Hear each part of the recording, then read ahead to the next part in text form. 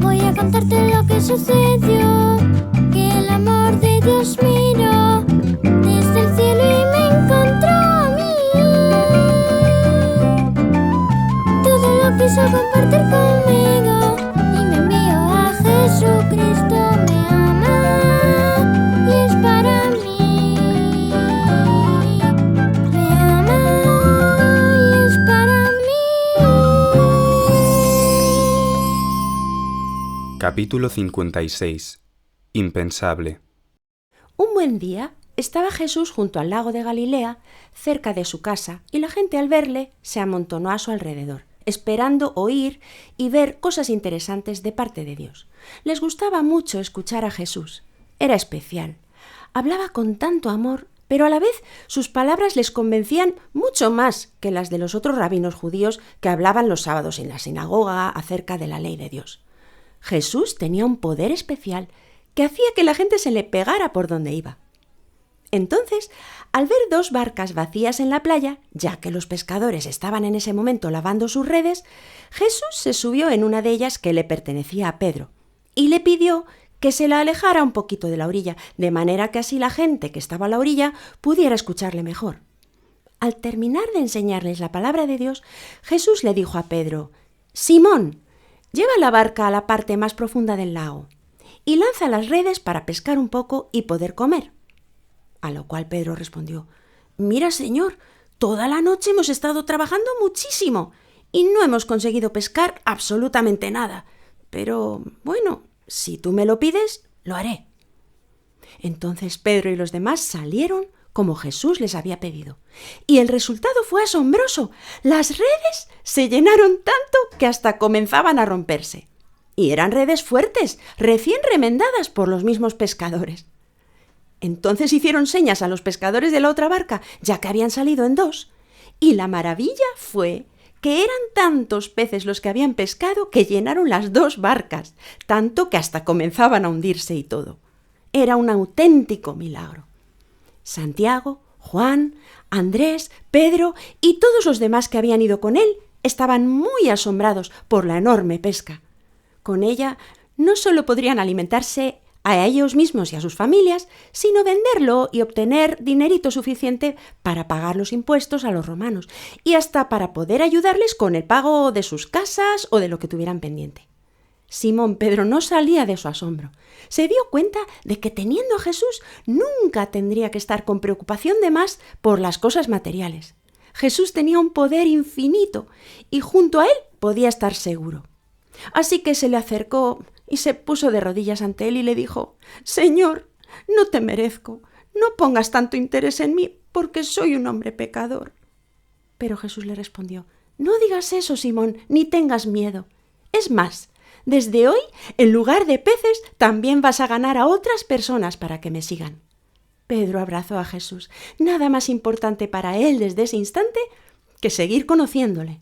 Después de que los pescadores llevaran todo el pescado a la orilla y lo metieran todo en las cajas correspondientes, dejaron todo lo que llevaban y se fueron con Jesús.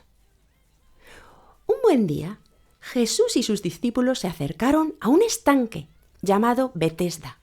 Por allí corría el rumor de que cada cierto tiempo un ángel bajaba al estanque y removía sus aguas para traer sanidad a los enfermos, pero solo al primero que entrara al agua removida por el ángel. La gente se lo creía. Y por esa razón, el estanque siempre estaba rodeado de un montón de enfermos. Era un cuadro. Si veían que el agua de alguna manera se movía, empezaba la carrera. ¿Te lo imaginas? Los unos iban cojeando, otros arrastrándose como podían, y ¡plas!, todos al agua. Y si alguno se sanaba, pues bien, pero los demás volvían cada uno a su sitio para esperar otra vez y seguir esperando. ¿Sería verdad? ¿O era solamente una leyenda?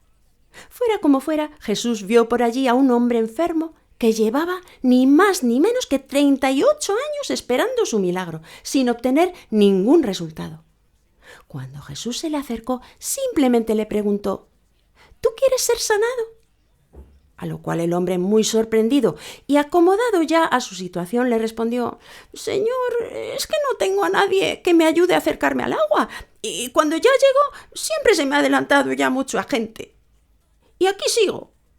Entonces Jesús le miró y le dijo: «Levántate, toma tu camilla y vuelve a tu casa». Y el hombre fue sanado y su vida cambió desde aquel día para siempre. No podía contener el llanto. Tanto tiempo esperando el milagro. Y por fin había llegado.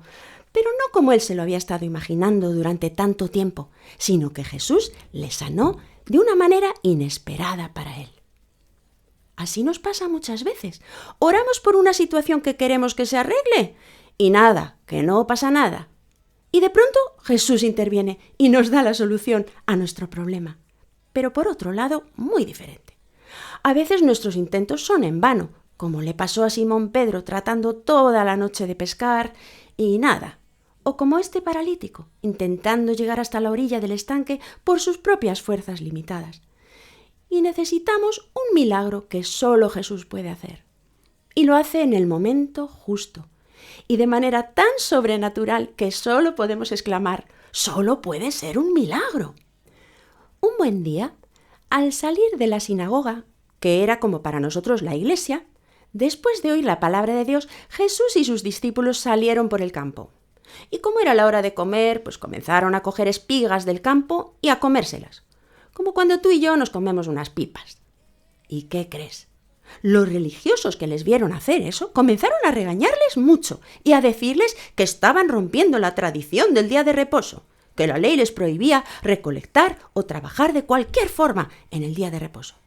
Pero Jesús los miró y les dijo: «¿No sabéis que Dios hizo el día de reposo para el hombre y no al revés? Lo habéis entendido mal y estáis regañando a mis discípulos que no han hecho nada malo.